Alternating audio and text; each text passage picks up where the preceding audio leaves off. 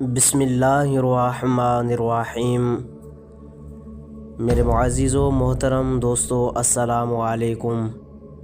دوستو، آج کی اس ویڈیو میں ہم آپ کے سامنے پیش کرنے جا رہے ہیں ایک دوشیزہ اور جن ذات کے نکاح کی پر اسرار کہانی۔ یہ اس وقت کا ذکر ہے جب میں کالج میں پڑھتی تھی اور رہائش کے سلسلے میں ہاسٹل میں رہا کرتی تھی۔ اسی ہاسٹل میں ایک باجی تھی جن کا نام زرینہ تھا اور وہ عمر کے لحاظ سے ہم سب سے بڑی تھی۔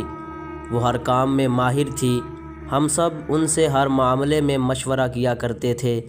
اس کے ساتھ ہی وہ بہت دلچسپ تھی۔ ہم جب بھی کام سے فارغ ہوتے تو ہم سب زرینہ باجی کو گھیر کے بیٹھ جاتے اور وہ ہمیں مختلف قصے اور کہانیاں سنایا کرتی تھی۔ ایک روز جب ہم ان کے کمرے میں بیٹھے تھے تو وہ ہمیں ایک کہانی سنانے لگی، بتانے لگی کہ ان کے جاننے والوں میں سے ایک رشتہ دار وشاکھاپٹنم، جو کہ انڈیا کا ایک معروف شہر ہے، وہاں رہا کرتے تھے۔ ان کے گھر میں کل 3 ہی افراد تھے، امی، ابو اور ان کی بیٹی۔ ان کی بیٹی جس کا نام فضہ تھا نہایت ہی خوبصورت تھی۔ اس کے گھٹنوں سے بھی بڑے بڑے بال اس کی خوبصورتی کو دوبالا کیا کرتے تھے۔ وہ بہت ہی پرکشش لڑکی تھی، جو کوئی اسے دیکھتا ہی رہ جاتا۔ فضہ ماں باپ کی اکلوتی بیٹی تھی اور اس کے ساتھ سلیقہ مند بھی تھی۔ وہ اپنے پورے گھر کا کام اپنے ہاتھوں سے کیا کرتی تھی۔ ویسے تو وہ ہمیشہ جلدی کام ختم کر کے نہا لیا کرتی تھی، پر اس دن کام زیادہ ہونے کی وجہ سے اسے کافی دیر ہو گئی اور کام سے فارغ ہوتے اور نہاتے مغرب کا وقت ہو گیا۔ فضہ نہا لینے کے بعد، چونکہ اس کے بہت لمبے بال تھے، گھر میں بجلی بھی نہیں تھی، تو بالوں کو خشک کرنے صحن میں آ گئی۔ وہاں بال سکھانے لگی۔ اس کی امی نے بہت منع کیا، لیکن بس آئی کرتے کرتے بالوں کو خشک کرتی رہی۔ شام گزر گئی، رات بھی کام کی مشغولیت میں پتہ ہی نہ چلا۔ دوسرے دن صبح جب ناشتے سے فارغ ہو کر فضہ دوپہر کے کھانے کی تیاری کر رہی تھی، تب اسے ایسا محسوس ہوا جیسے اسے کوئی مسلسل گھورے جا رہا ہے۔ اس نے پلٹ کر دیکھا تو اسے لگا کہ ایک بلّا ہے سیاہ رنگ کا، جس کی آنکھیں نیلے رنگ کی ہیں۔ وہ نہ جانے کب سے اسے کام کرتے دیکھ رہا ہے۔ فضہ اسے اگنور کر کے دوبارہ اپنے کام میں مشغول ہو گئی۔ اس کے بال آگے کو آ رہے تھے، انہیں سمیٹتے ہوئے دوبارہ اس کی نظر بلے پر پڑی۔ اس کا دل دھک سے رہ گیا، نہ جانے کیوں، پر وہ بلّا تو جیسے وہاں جم کر رہ گیا تھا۔ فضہ نے ایک بار پھر اسے نظر انداز کیا کہ عام سا ہی بلّا ہے، کیا پتہ کھانے کی خوشبو سونگھ کر آ گیا ہو۔ پھر کچن سے ڈائننگ ہال تک، ڈائننگ ہال سے کمرے تک، نہ جانے کب تک وہ بلّا کبھی کھڑکی سے تو کبھی دروازے کی اوٹ سے فضہ کو اپنی نظروں کا شکار بناتا رہا۔ اسی طرح پورا دن گزر گیا۔ پھر تو اس دن سے یہ روزانہ کا معمول بن گیا۔ وہ بلّا روز متعینہ وقت پر آ کر ایک جگہ سے لگ کر ٹکی باندھے ہوئے فضہ کو ہی دیکھتا رہتا۔ فضہ کا دھیان ہمیشہ تو وہ کھینچ نہ پاتا تھا، مگر جب بھی فضہ کی نظر اس بلّے پر پڑتی تو اسے اچھا محسوس نہ ہوتا۔ وہ اسے بھگانے کی غیر اہم سی کوشش بھی کرتی، لیکن اس کے باوجود بلّا ٹس سے مس نہ ہوتا، تو پھر وہ بھی دھیان نہ دیتی اور اپنے کام میں لگ جاتی۔ ایک مرتبہ فضہ کا موڈ کسی بات پر بہت خراب تھا اور اتفاق سے اسی دن اس کے والدین بھی گھر پر نہ تھے۔ وہ معمول کے مطابق کچن میں کھانا بنا رہی تھی کہ اچانک اس کی نظر ڈائننگ ٹیبل پر بیٹھے ہوئے بلّے پر پڑی، جو کہ اسے دیکھنے میں مصروف تھا۔ فضہ نے اسے بھگانے کی کوشش کی، وہ نہ بھاگا تو فضہ نے اپنے سامنے موجود چھری کو اٹھا کر اس کی طرف اسے بھگانے کے ارادے سے الٹا کر کے اچھال دیا۔ اس چھری کی نوک جا کے سیدھا بلّے کے شانے پر لگی۔ اس سے خون رسنے لگا، جس سے معلوم ہوتا تھا کہ شاید اسے گہرا زخم آیا ہے۔ حالانکہ فضہ اسے نقصان پہنچانا نہیں چاہتی تھی، وہ تو بس ڈرانے اور بھگانے کے طور پر اس نے ایسا عمل کیا تھا۔ فضہ نے بلّے کو سامنے جا کر دیکھنا چاہا، لیکن وہ اٹھ کر تیزی سے باہر چلا گیا۔ فضا کو کسی مخلوق خدا کو انجانے طور پر تکلیف میں دیکھ کر بہت غم ہوا۔ رات دیر تک وہ اسی بارے میں سوچتی رہی، کروٹیں بدلتی رہی، اور پھر نہ جانے کب فضا نیند کی وادیوں کی مسافر ہو گئی۔ صبح اسے بے صبری سے اس بلے کا انتظار تھا کہ اگر وہ آ جائے تو وہ کم از کم اس کی مرہم پٹی کر دے کہ وہ بھی اللہ کی مخلوق ہے۔ لیکن اس دن وہ بلہ نہ آیا، اور پھر اس دن کیا، وہ بہت دنوں تک نہ آیا۔ اس واقعے کو کافی دن گزر گئے۔ اب تو فضا بھی کچھ اس واقعے کو بھولنے لگی تھی۔ ایک دن شام کے وقت مغرب کی نماز کے بعد جب فضا اپنے والدین کے ساتھ بیٹھ کر چائے پی رہی تھی، تبھی ان کے دروازے پر دستک ہوئی۔ فضا کے بابا جانی اٹھ کر دروازہ کھولنے گئے۔ کسی انجان مہمان کی آمد پر فضا کی والدہ نے فضا کو اندر جانے کو کہا۔ فضا چائے کی ٹرے سنبھالتے کچن کی طرف جانے لگی۔ آنے والے مہمان عام انسانوں سے کچھ الگ ہی نظر آتے تھے، کیونکہ ان کے قد بہت لمبے تھے۔ ان کی سرخ و سفید رنگت اور سنہرے بال تھے۔ وہ دونوں میاں بیوی تھے۔ سلام کے بعد فضا کے ابو نے انہیں صوفے پر بیٹھنے کو کہا۔ مہمان بیٹھتے ہی بلا کسی تمہید کے کہنے لگے، چلیں پھر کل کے نکاح کی تیاری کر لیتے ہیں۔ فضا کے امی ابو تو حیران تھے کہ نہ تو ان کے رشتہ داروں میں کسی کی شادی ہے، نہ ہی محلے میں کسی کی، تو پھر کیسا نکاح، کس کا نکاح؟ اس کے بابا جانی نے حیران ہوتے ہوئے مہمانوں سے پوچھا، آپ شاید کسی غلط پتہ پر آ گئے ہیں، یہاں تو کسی کا نکاح نہیں ہے۔ انجان مہمان کہنے لگے، جی ہاں، آپ ہی کی بیٹی کا نکاح ہے، ہمارے بیٹے عبداللہ سے۔ فضا کے والدین تو جیسے صدمے میں آ گئے۔ اس کے بابا غصے سے کہنے لگے، جناب کچھ ہوش تو ہے، یہ شریفوں کا گھر ہے، آپ کی جرت کیسے ہوئی ایسی بیہودہ بات کرنے کی؟ ہم مہمان کی عزت کرنے والے لوگ ہیں، ہمیں کسی غیر اخلاقی رویے کی طرف نہ ابھاریں۔ آپ کے لیے یہی بہتر ہوگا چائے پی کر تشریف لے جائیں، آپ شاید کسی غلط پتہ پر آ گئے ہیں۔ مرد مہمان نے کہا، بلا کسی بحث اور اپنی شناخت چھپاتے ہوئے، آپ کی اطلاع کے لیے عرض ہے کہ ہم آپ کی قوم سے تعلق نہیں رکھتے، ہم قوم جنات سے ہیں، اور ہمارا ایک ہی بیٹا عبداللہ ہے، بقول اس کے جو اس نے ہمیں بتایا کہ معمول کے مطابق جب ہمارے قبیلے کے لوگ بعد مغرب اپنے راستے سے گزر رہے تھے تو میرے بیٹے کی نظر آپ کی بیٹی پر پڑی، جو اپنی سریلی آواز میں کچھ گاتی جا رہی تھی اور ساتھ ہی ساتھ اپنے لمبے بالوں کو سکھانے میں مصروف تھی۔ تبھی سے وہ اس کے عشق میں مبتلا ہو گیا۔ ہم نے ابتدا میں اسے بہت سمجھانے کی کوشش کی کہ ایسا نکاح ہمارے قبیلے میں ممنوع ہے، مگر وہ نہ مانا۔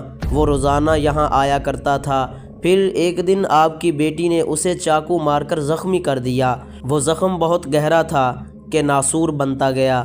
ویسے تو ہم ایسا کرنے والوں اور ہمیں نقصان پہنچانے والوں کو نہیں چھوڑتے، لیکن صرف عبداللہ کی ضد کی وجہ سے ہم کسی بھی عملی کارروائی سے اب تک گریز کر رہے تھے۔ ہمارے بہت علاج معالجے کے بعد وہ کچھ بہتری کی طرف ہے، مگر وہ نہ کچھ کھاتا ہے اور نہ ہی کچھ پیتا ہے۔ اس کی ایک ہی ضد ہے کہ وہ آپ کی بیٹی سے نکاح کرنا چاہتا ہے۔ اگر ایسا ہی چلتا رہا تو اس کی جان پر بھی بن سکتی ہے۔ ہم اپنے بیٹی کی ضد کے آگے مجبور ہو کر آئے ہیں اور چاہتے ہیں کہ ہماری بیٹی کا نکاح آپ کی بیٹی فضا سے کر دیا جائے۔ اگر آپ کو ہماری بتائی ہوئی کسی بھی بات پر شک و شبہ ہو تو بے شک فضا سے پوچھ لیں۔ تبھی فضا کی ماں کے ذہن میں وہ سارا قصہ آ گیا جو فضا نے کچھ دن پہلے بلے کے بارے میں بتایا تھا۔ انجان مہمان کہنے لگے، ہم بس اتنا ہی چاہتے ہیں کہ جلد از جلد نکاح منعقد کر دیا جائے، یہی آپ کے اور آپ کی بیٹی کے حق میں بہتر ہوگا۔ ہم کل اسی وقت گواہ لے کر حاضر ہوں گے۔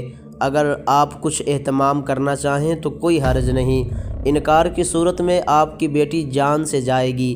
یہ سب کچھ بتا کے سلام کرنے کے بعد وہ جنات غائب ہو گئے۔ فضا کے والدین کی حالت تو ایسے تھی جیسے کاٹو تو بدن میں لہو نہیں۔ انہیں سمجھ میں نہیں آ رہا تھا کہ چند لمحوں میں یہ کیا سے کیا ہو گیا۔ فضا اب تک کی ساری باتیں پردے کے پیچھے سے لفظ بہ لفظ سن رہی تھی۔ اس کی آواز تو جیسے حلق میں ہی پھنس کے رہ گئی تھی۔ فضا کی والدہ تو اچانک ہی چکر کھا کر گر گئی۔ فضا کے بابا نے اپنی بیگم کو سنبھالا اور فضا کو پانی لانے کو کہا۔ جب انہیں ہوش آیا تو کافی رات گزر چکی تھی۔ فضا اور اس کے والدین کو کچھ سمجھ نہیں آ رہا تھا کہ وہ کیا کریں، کون انہیں اس مشکل حالات میں مدد کرے گا۔ اس کے بابا جانی نے بہت سے عاملوں کے ساتھ اور پیر و فقیروں سے رابطہ کرنے کی کوشش کی، لیکن کوئی کام نہ آیا۔ ان کے پاس اب صرف چند گھنٹوں کا ہی وقت تھا، کیونکہ عبداللہ کے والدین انہیں یہ دھمکی دے کر جا چکے تھے کہ اگر انہوں نے آج فضا کا نکاح ان کے بیٹے سے نہ کیا تو ان کی بیٹی ہمیشہ ہمیشہ کے لیے ان سے جدا ہو جائے گی۔ فضا اپنے والدین کی اکلوتی بیٹی تھی۔ اس کے والدین نے اپنی بیٹی کے مستقبل کو لے کر ہزاروں خواب دیکھے تھے، ان کے ہزاروں ارمان تھے۔ آج شاید ہر خواب دم توڑ رہا تھا اور ہر ارمان سر جھکا چکا تھا۔ انہیں سمجھ میں نہیں آ رہا تھا کہ اب کچھ ہی پل میں ان کے ساتھ کیا ہونے والا ہے۔ فضا تو ایسی ہو چکی تھی جیسے وہ اس دنیا کی ہی نہ ہو، بس ایک جگہ پڑی ہے تو پڑی ہے، اٹھنے کا نام ہی نہیں۔ کل سے گھر میں کسی نے ایک لقمہ تک نہ کھایا تھا۔ فضا کو سمجھ میں نہیں آ رہا تھا کہ ایک انجانے میں کی ہوئی غلطی اس کے لیے زندگی کی سب سے بڑی بھول ثابت ہوگی۔ بالآخر وہی ہوا جو اس کی قسمت میں لکھا تھا۔ مغرب کا وقت ہوتے ہی ان کے دروازے پہ دوبارہ دستک ہوئی۔ وہی انجانے مہمان اپنے ساتھ کچھ اور لوگوں کو لیے ہوئے اندر داخل ہوئے، اور ان کے ساتھ ان کا اکلوتا بیٹا عبداللہ بھی تھا، جس کی نظریں جھکی ہوئی تھیں۔ وہ انتہائی خوبصورت اور خوش شکل تھا۔ یہ وہی گھڑی تھی جب عبداللہ کا فضا سے نکاح ہونا تھا۔ فضا کے والدین کو فضا کی جان پیاری تھی۔ انہوں نے اپنی اکلوتی بیٹی کو سفید لباس میں ملبوس کیا اور ڈائننگ ہال کی طرف لے آئے۔ چند گواہوں کی موجودگی میں جن ذات عبداللہ کا نکاح فضا سے ہو گیا۔ نکاح کے بعد عبداللہ نے فضا سے کہا کہ اگر تم اپنے والدین سے اچھے طریقے سے ملنا چاہتی ہو تو خوب مل لو۔ ایک بات یاد رکھنا، آج تمہاری زندگی میں تمہارے والدین کے ساتھ یہ آخری رات ہوگی۔ آج کے بعد ہم تمہیں اپنی دنیا میں لے جائیں گے۔ اس کے بعد تم اپنے والدین سے کبھی نہیں مل سکتی، ہاں مگر صرف ایک بار پوری زندگی میں کسی ایک موقع پہ جب تم چاہو تو اپنے والدین سے ملنے آ سکتی ہو، لیکن اس ملاقات کے لیے بھی تمہیں کچھ شرائط پر پابند کر دیا جائے گا۔ فضا کے والدین جو پہلے سے ہی اپنی بیٹی کے جن ذات سے زبردستی نکاح پر غم زدہ تھے، انہوں نے جب یہ سنا تو تڑپ کر ہی رہ گئے۔ بیٹی کو گلے سے لگا لیا اور اپنی بیٹی سے آخری جملے کہے کہ اے بیٹی، ہم نے ہمیشہ دعاؤں میں تمہاری خوشیاں ہی مانگی تھی، اور آج بھی ہماری یہی دعا ہے کہ تم کہیں بھی رہو سدا خوش رہو۔ فضا کے والدین نے فضا کو گلے سے لگایا۔ فضا کے آنسو تو گویا اس کے دامن میں جذب ہو رہے تھے۔ فضا نے اپنے والدین کو آخری سلام کیا، اور اس طرح جن ذات عبداللہ فضا کو لے کر اپنی دنیا کی طرف روانہ ہو گیا۔ اس واقعے کو کئی سال گزر گئے، فضا نہ آئی۔ فضا کے والدین اس کی یاد میں تڑپتے رہے۔ فضا کی جدائی کے غم میں اس کی ماں نڈھال ہوتی رہی اور اسی طرح دار فانی سے رخصت ہو گئی۔ عبداللہ نے کہا تھا کہ تم اپنی زندگی میں صرف کسی ایک موقع پہ اپنے والدین سے ملنے آ سکتی ہو۔ فضا نے یہی کہا تھا کہ وہ اپنے والدین میں سے جس کسی کی بھی پہلے وفات ہوئی اس کے جنازے میں شرکت کرنا چاہے گی۔ یہی وجہ تھی کہ جب فضا کی والدہ کا انتقال ہوا تو عبداللہ نے اسے اس کی ماں کے گھر پہنچا دیا۔ سارے رشتہ دار ان کے گھر میں موجود تھے۔ فضا کے والد اور سبھی رشتہ دار جانتے تھے کہ فضا نہیں آئے گی، لیکن کیا دیکھتے ہیں کہ اچانک فضا ایک چھوٹے سے بچے کو لیے ہوئے گھر میں داخل ہو رہی ہے۔ ہر کسی کی نظر فضا پہ تھی۔ فضا کی گود میں جو بچہ تھا وہ نہایت ہی خوبصورت اور خوش شکل تھا۔ فضا گھر میں داخل ہوتے ہی اپنی ماں کے جنازے سے لپٹ گئی اور کافی دیر تک روتی رہی، اور اس کے رشتہ دار بھی اسے غم زدہ نظروں سے دیکھتے رہے اور اس کے حالات پر افسوس کا اظہار کرتے رہے۔ ہر کسی نے فضا سے بات کرنا چاہی، لیکن فضا نے اپنا منہ نہ کھولا۔ ایسا محسوس ہوتا تھا جیسے فضا ان سے بہت کچھ کہنا چاہتی ہے، لیکن وہ کچھ کہہ نہیں پا رہی تھی، اور اس کے آنسو تھے کہ رکنے کا نام ہی نہیں لے رہے تھے۔ اس کی گود میں کھیلتا ہوا بچہ مسلسل اپنی ماں کو دیکھ رہا تھا۔ ہر کسی کی نظر اس بچے پر تھی۔ آخرکار کیا وجہ تھی کہ فضا کچھ بول نہیں رہی تھی؟ فضا نے کیوں کچھ بھی نہ کہا؟ ہر کسی کے ذہن میں یہی سوال تھا۔ آخر تدفین کے بعد اس کے بابا جانی اس کے پاس آئے۔ اتنی مدتوں بعد اپنی بچی کو دیکھ کر دل خون کے آنسو رونے لگا۔ انہوں نے اپنی بیٹی سے بڑی پیار محبت سے سر پر ہاتھ رکھتے ہوئے شفقت سے صرف اتنا ہی پوچھا کہ فضا تم ٹھیک تو ہو، خوش تو ہو نا؟ شاید اسی جملے کا جواب بھی فضا کی زندگی کی سب سے بڑی غلطی تھی۔ اس نے اپنے بابا کے سینے سے لگ کر یہ کہہ دیا کہ ہاں میں خوش ہوں۔ یہ اس کا آخری جملہ تھا کہ چند لمحوں میں اس نے دیکھا کہ اس کا بیٹا جو کچھ دیر پہلے اس کے پاس کھیل رہا تھا اب وہ غائب ہو چکا تھا۔